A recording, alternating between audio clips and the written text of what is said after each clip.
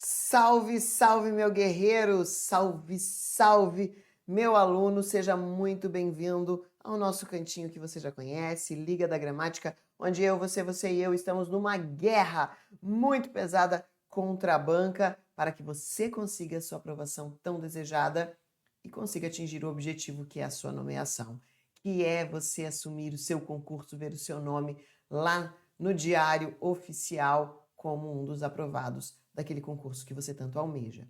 E hoje a gente finaliza, então, o nosso curso de prova discursiva, de redação, de questão discursiva, em que, durante o curso, você pode entender que uma prova discursiva pode ser redação, pode ser questão, e qual a especificidade, qual o formato, qual o aspecto formal de cada um, qual o aspecto argumentativo de cada um deles e como é que a gente faz tudo isso para conseguir gabaritar essa redação ou a questão discursiva.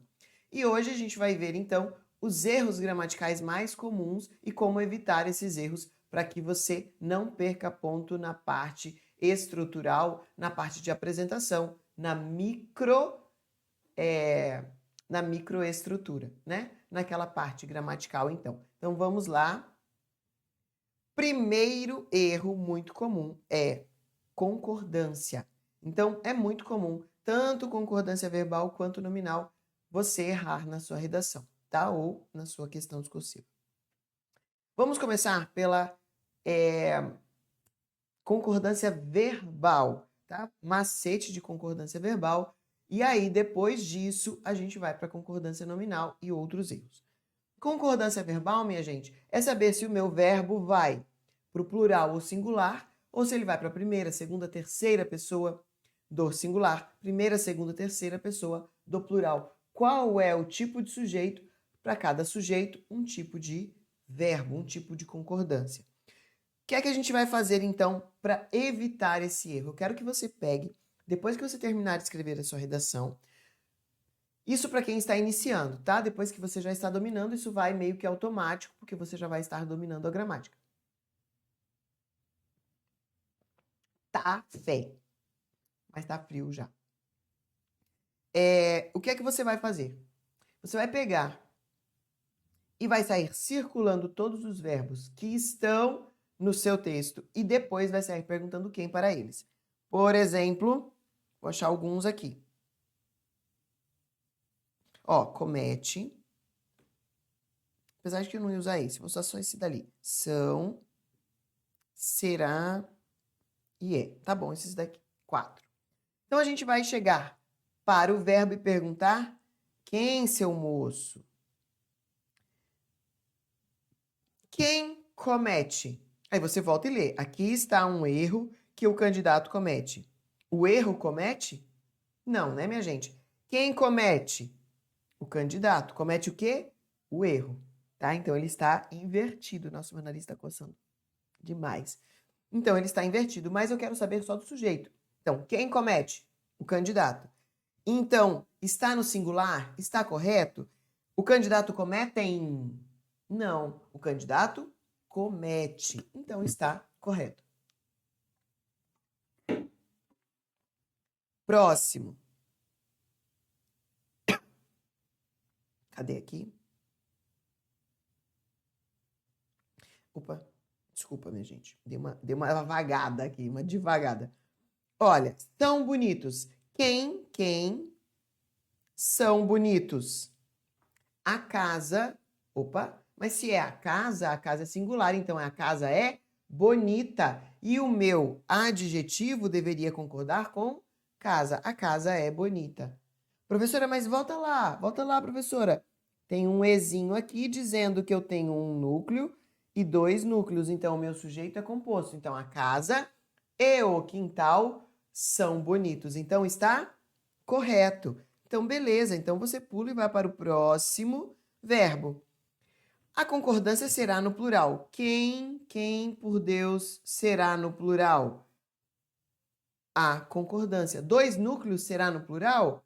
2 núcleos está no plural e o meu verbo está no singular, então não é ele, não. A concordância será no plural. Então, também está correto e a gente vai para o próximo. A casa grande e o quintal colorido da vizinha é bonito.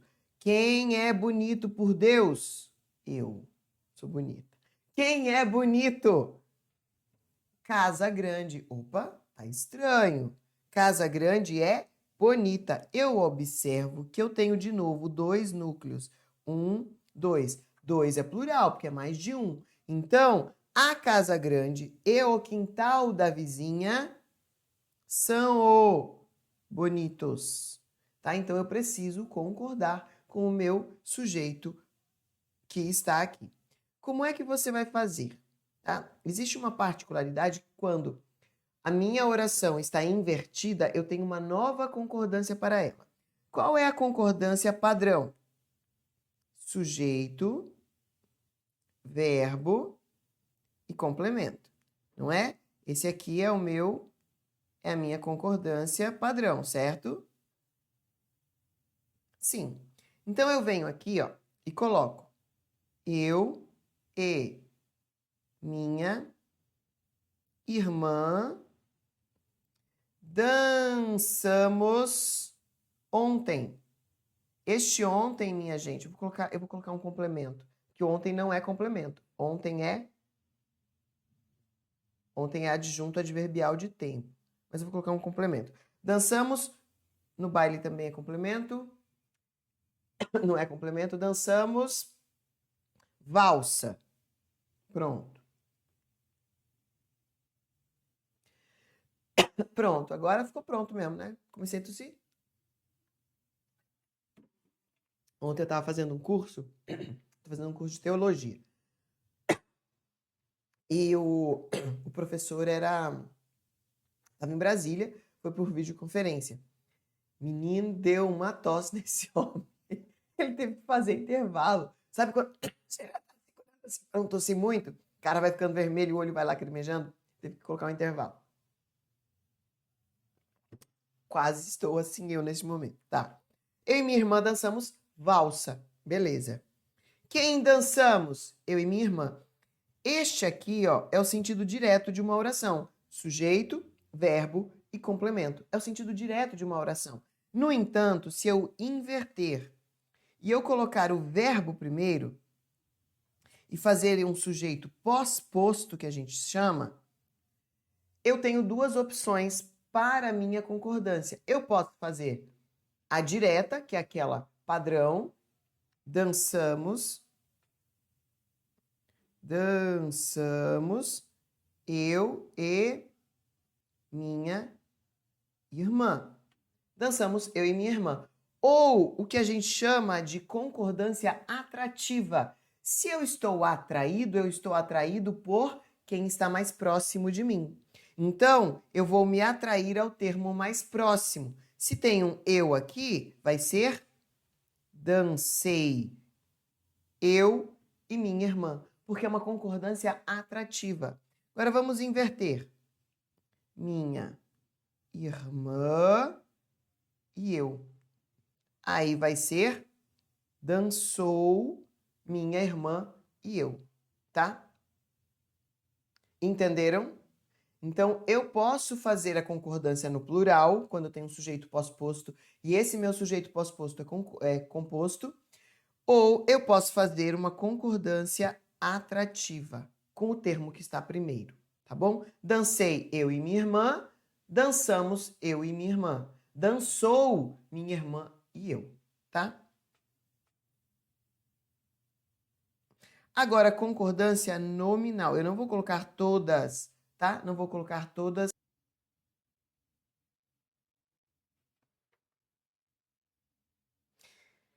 Então, vamos lá agora, concordância nominal. Esse aqui é um formato que é muito utilizado, tanto em prova objetiva, tanto em redação, tanto em questão discursiva, tanto em prova dissertativa, tá? Então, o que acontece? É muito comum a gente dizer é importante fazer alguma coisa, é proibido fazer alguma coisa, é perigoso, é caro, é bom.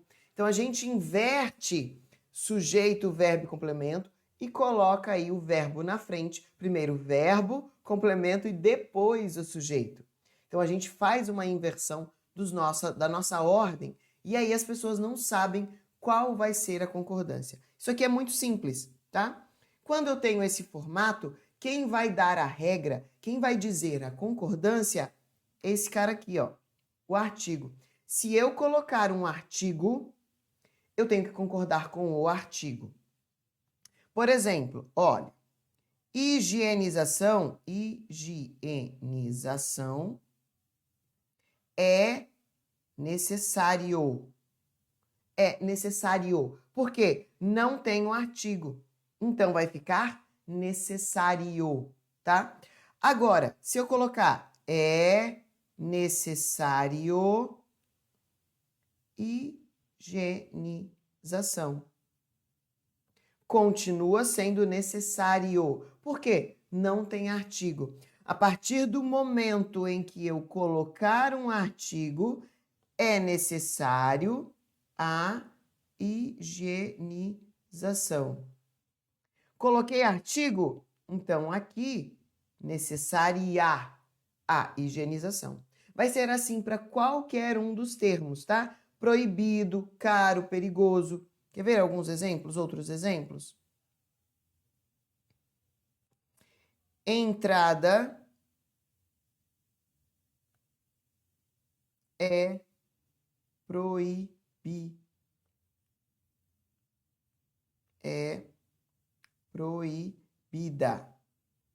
tá? Entrada é proibida. Não.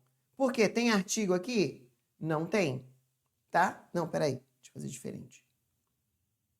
É proibida entrada. Oh, Deus. Vai pra cá. Agora vai. Proibida entrada de estranhos. Não é muito comum isso?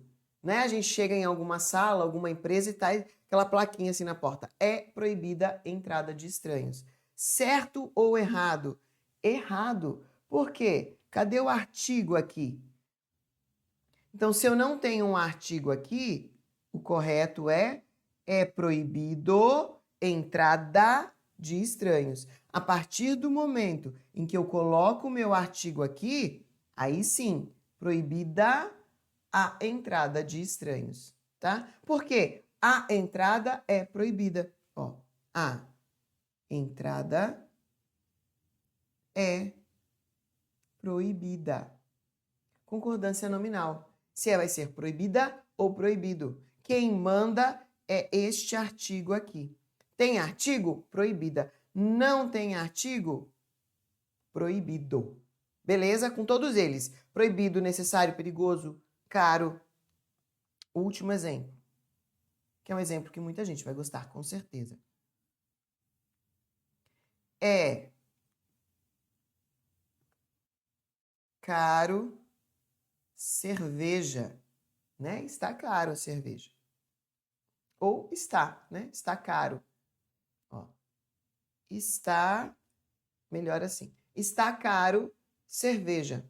Opa, tá certo? Não é cara, professora, porque cerveja é feminina. Não, está caro cerveja. Agora, se eu colocar aqui, ó, um azinho, está cara a cerveja. Beleza? Simples assim, tá bom? Próximo erro é um erro que eu falo, e sempre vocês cometem. É inacreditável. Gente, a palavrinha mesmo, que ele tem aí várias classificações dentro da nossa morfologia, pode ser adjetivo, pode ser pronome, demonstrativo, ou pode ser um advérbio. E ainda uma palavra inclusiva, que denota inclusão.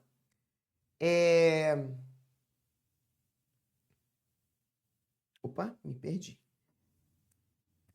Sendo assim, qual é a regra para esta palavra? Essa palavra nunca vem sozinha, porque ela não é um pronome relativo. Ela não está para relacionar. Ela é um pronome demonstrativo, então ela mostra alguma coisa. O que é um pronome demonstrativo? Esta caneta.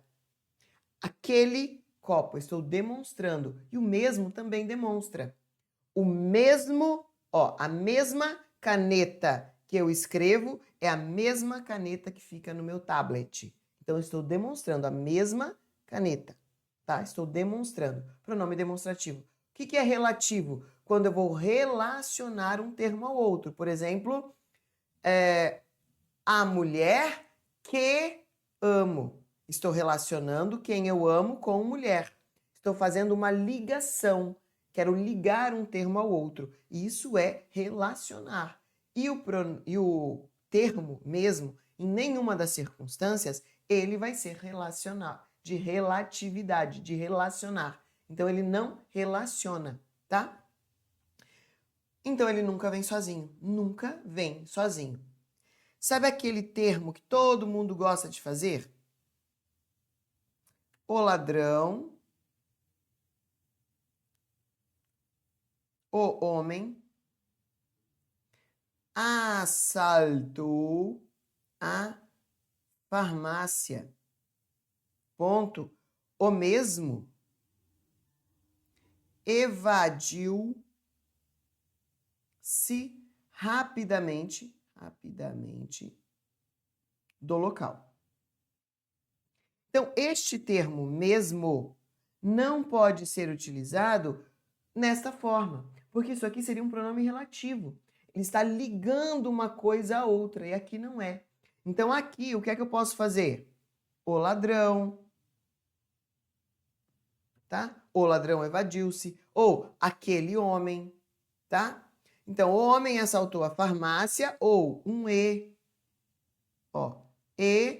evadiu-se rapidamente do local. Mas não posso utilizar o mesmo, porque mesmo não serve para isso. Mesmo sempre vai vir acompanhado de algum outro termo. Veja aqui. Ela mesma fez o bolo. Eu estou demonstrando quem fez o bolo. Ela. Então, ela mesma fez o bolo. E aí, neste caso aqui, ele vai concordar com o termo que está ligado. Ela quer os mesmos direitos e quase as mesmas obrigações. Então, olha só, vai concordar, está ligado ao termo, tá? Então, sempre que o meu mesmo puder ter a ideia de igualdade, ou pode ser substituído por próprio, ou tem uma ideia de repetição, ele é um pronome demonstrativo. Por exemplo, ela própria fez o bolo. Pronome demonstrativo. Ou ela quer direitos iguais e quase as obrigações iguais. Então tem a ideia de igualdade. Então se tem essa relação, pronome demonstrativo. Advérbio, quando ele puder ser substituído por realmente. E se ele for um advérbio, não vai variar na sua redação. Do jeitinho que ele nasceu, que é mesmo, ele fica, não tem plural e não tem feminino. Os políticos fazem realmente muitas promessas, realmente, né? Ficou bonito esse realmente aqui. Realmente. Muitas promessas. Meu trabalho é realmente muito chato. Então, se eu tenho a ideia de realmente, ele não vai concordar, vai ficar sempre no singular. Mas note que ele tem uma relação com alguém, não está buscando relação, ele está colado com alguém, fazem mesmo, fazem muitas promessas, tá? Então, ele está aqui, nunca vem sozinho, não é os mesmos, ele não vem acompanhado de artigo, nunca tem artigo. Opa, tem sim aqui, os mesmos direitos. Eu ia falar o mesmo, né? O mesmo homem. O mesmo. Não. Oh, meu Deus. Agora baguncei a ideia de vocês. Eu ia fazer esse exemplo aqui, Cadê? Já apaguei. O ladrão evadiu-se do local. Ponto. O mesmo não consumou o crime. Então, esta relação não existe, tá? Então, esta relação aqui não existe. Quando eu quero que o meu mesmo seja um sujeito, o meu mesmo não vai ser um sujeito nunca, tá? E aqui um erro muito comum, que é, ó, ao sair do veículo, verifique se o mesmo está travado. Quem está travado? O mesmo. Mesmo nunca vai ser sujeito. Mesmo nunca vai ser sujeito. Nunca, nunca, nunca. Então, aqui, qual seria a minha substituição? É antes de... Ah, não, tá aqui. Ó, atenção, ao sair do veículo, verifique se ele está travado e evite deixar os objetos de valor, tá? Então, verifique se o carro está travado, verifique se o veículo está travado, mas não o mesmo, beleza?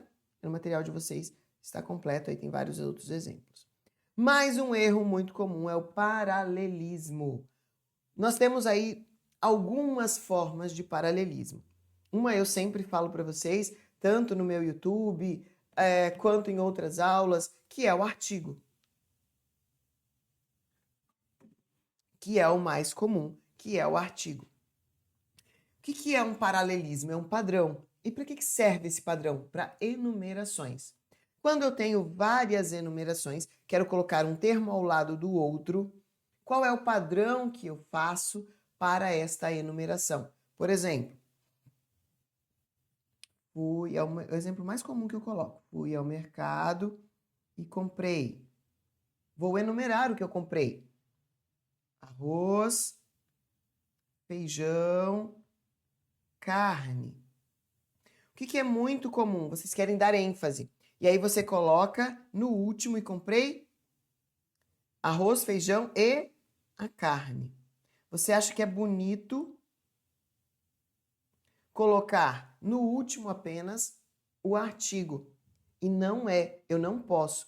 O artigo eu vou utilizar. Se eu não utilizar no primeiro, eu não posso utilizar em mais nenhum. Se eu utilizar artigo no primeiro, eu tenho que utilizar em todos. Então, comprei o arroz, o feijão e a carne, tá? Não utilizei no primeiro, não posso utilizar em nenhum. Esta é a regra, tá? E a economicidade, o princípio da economicidade dos termos diz que o melhor é evitar o uso do artigo, para não ficar pesado. O que acontece quando você utiliza o artigo? Olha só, vai acontecer lá na minha crase uma falha. Veja, todo brasileiro tem direito, quem tem direito a alguma coisa. Preposição, né? Quem tem direito a alguma coisa. Regência aí, preposição. Então, todo brasileiro tem direito à saúde, educação e segurança. Se eu não utilizar o meu artigo, não tem crase. Então, eu coloquei apenas a minha preposição. Tem direito à saúde. A preposição não é obrigada a ir acompanhando. Ela pode ficar só na primeira, e isso aqui é apenas uma preposição. Olha, preposição. No entanto, se eu colocar artigo em algum deles, vai ter que sair colocando crase. Todo brasileiro tem direito a minha preposição mais a artigo. Ficou crase. Então, tem direito à saúde, à educação e à segurança. Vamos colocar mais um aqui, olha só que bonitinho. Vamos tirar esses daqui para não ficar tão pesado para você e colocar tem direito à saúde e ao trabalho. O que é muito comum? Muito comum, principalmente na prova objetiva, a banca fazer o seguinte. Olha só, vamos tirar isso aqui e colocar trabalho. E a banca vai te dizer o seguinte: posso colocar crase aqui. Quando a banca te disser isso, você tem que analisar se você tem um paralelismo, se você tem uma enumeração, e aí observar o que acontece na sua enumeração. Olha só, todo brasileiro tem direito a trabalho, tem direito à saúde e trabalho. Se eu colocar esta crase aqui, eu vou ter que colocar... Vou reescrever, tá, minha gente? Senão vai ficar pesado.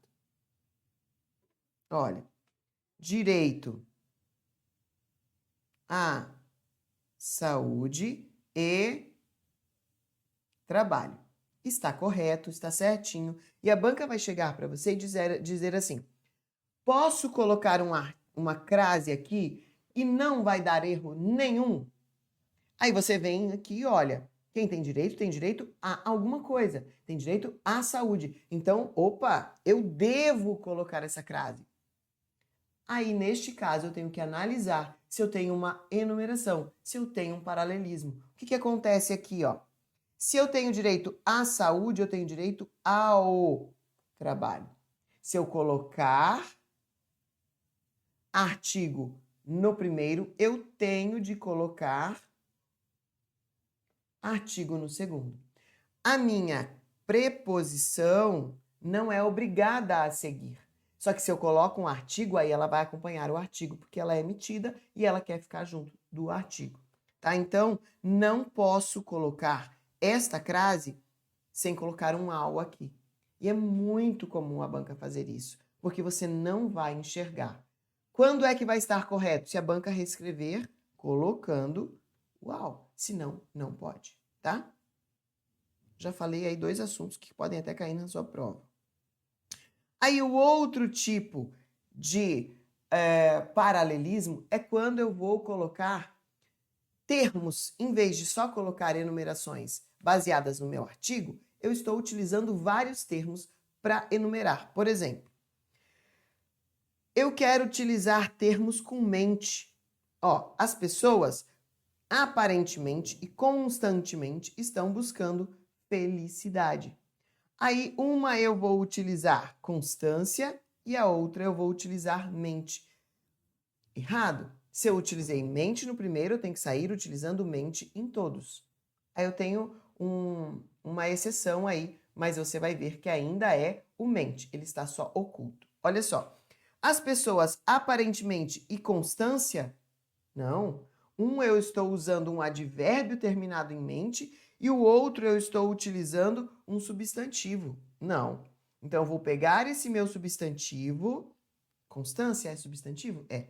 Eu vou pegar este meu substantivo e vou transformar em advérbio, tá? Terminado em mente. Então, as pessoas aparentemente e constantemente estão buscando felicidade. Qual é a outra forma, quando eu quero utilizar um monte de coisa com mente, que eu posso utilizar? Eu tiro o mente do primeiro, deixo só o termo radical, aparente e constantemente. Tá? As duas formas aqui, ó, estão corretas. O ideal, segundo o princípio da economicidade dos termos, é fazer isso aqui, aparente e constantemente, que é para não ficar pesado. O que não pode?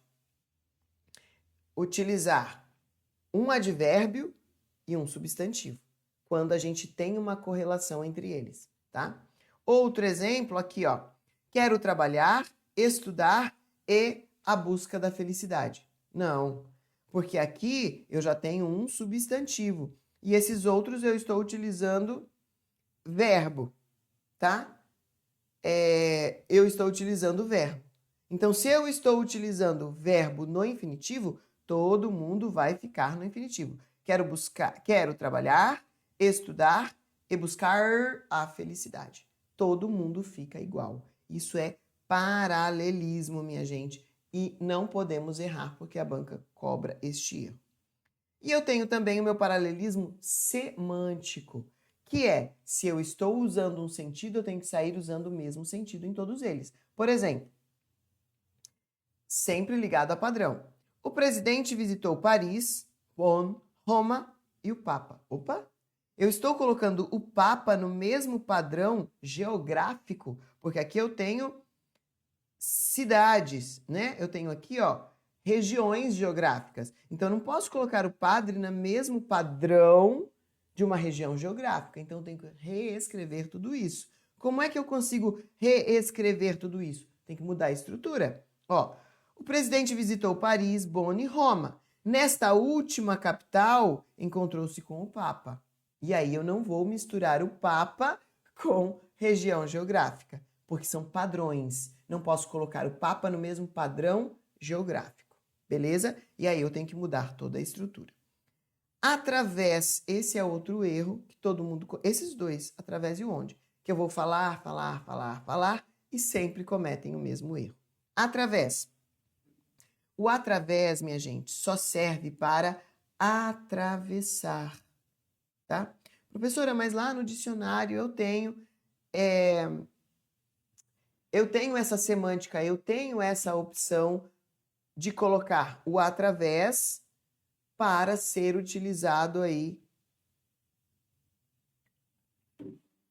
no sentido de por meio, né? Mas não pode, tá? Não sei qual a relação dos gramáticos, porque na gramática diz que não pode e no dicionário diz que pode. Então, existe uma convergência, uma divergência aí, dizendo que não dá. E as bancas, elas seguem a gramática, tá? Então, a gramática diz que não pode, então a gente também não vai fazer, tá? Então, o advérbio através só vai indicar atravessar. Por exemplo, a luz passou através da janela.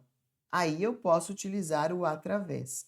Agora, aquele através que a gente gosta, que é conseguiu o emprego através de muito esforço, ou, que é muito comum nas redações, a prefeitura, através da Secretaria de Obras, realizou a construção de um hospital.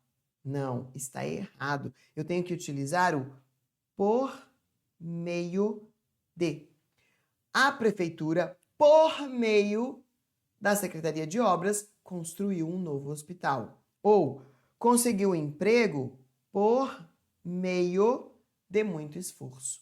Tá? Então, troque o através por meio, porque o através só serve para atravessar. Beleza? E o onde, minha gente? O onde ele é utilizado somente para lugar. Um lugar existente, um lugar físico, tá bom? Então, se não é lugar, não serve o onde.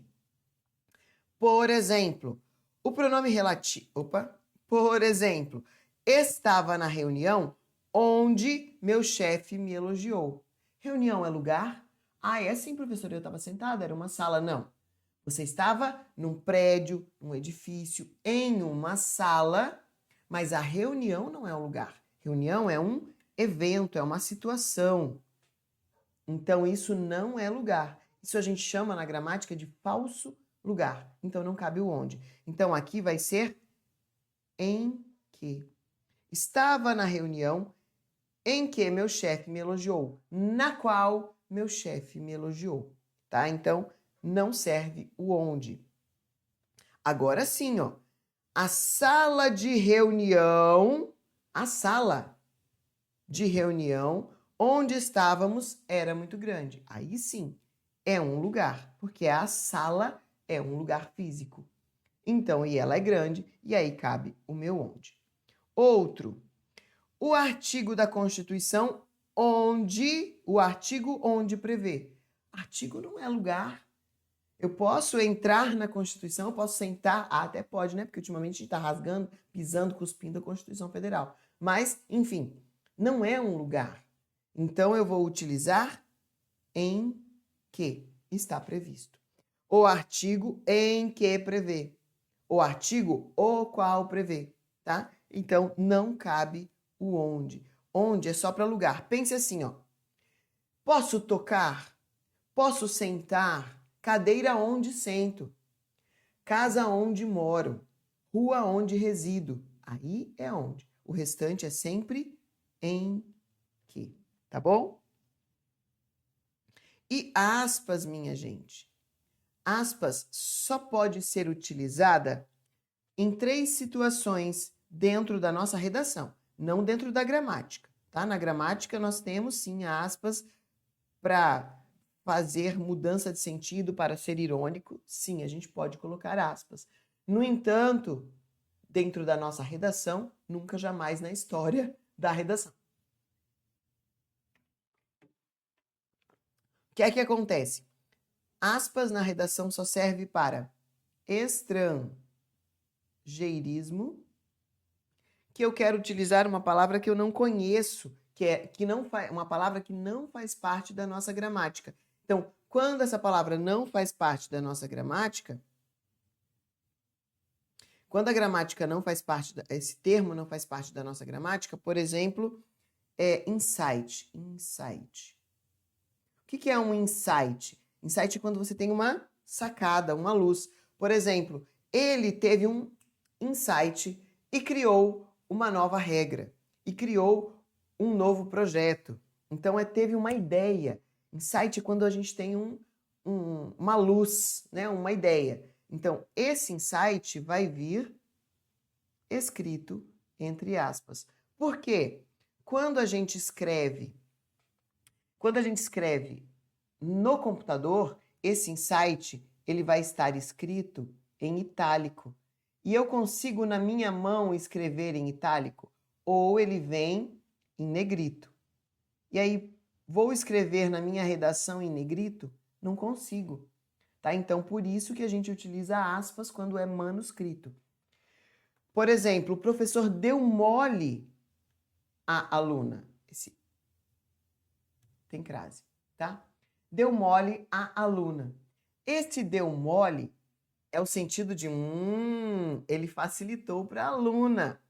Mas eu não posso utilizar isso na minha redação. Eu tenho que ser objetivo. Na minha redação, sempre é objetivo. Então, o professor facilitou para a aluna.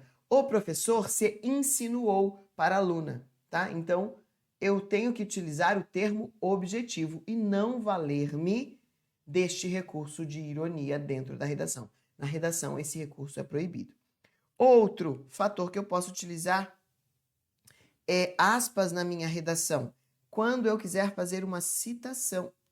Quando eu quiser fazer uma citação. É que eu ia escrever situação. Uma citação. Por exemplo, João disse, abre aspas, vou chegar atrasado. Se eu vou fazer uma citação direta, eu coloco aspas. E essa também é permitida. E a última é nome de periódico. Nome de periódico. O que é periódico, professora? Livro, jornal, revista. Por exemplo, eu li... Não, vou colocar outro aqui.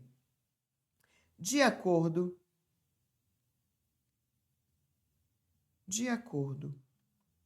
com o livro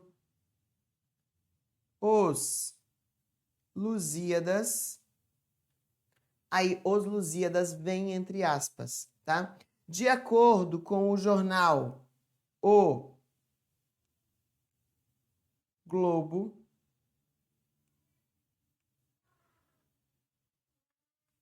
aí vem entre aspas. Então, essas são as 3 únicas formas de utilizar aspas na sua redação. Na gramática, nós temos um monte, mas eu não quero saber da gramática, eu quero saber da sua redação, da sua questão discursiva. Somente essas 3 opções. Citação direta, pode ser, peguei um trecho do livro, peguei um trecho do artigo, citação direta, não importa. Tá no artigo, é aquilo que é ipsis litera o que está escrito. Então, aspas. Estrangeirismo, aspas. E o nome do livro, ou do artigo, ou do periódico, aspas também, tá? Então, somente essas 3 formas aí que valem a sua aspas. Gente, finalizamos então o nosso curso completo de redação, prova discursiva, questão discursiva. Aqui você tem tudo o que você precisa para gabaritar a sua redação.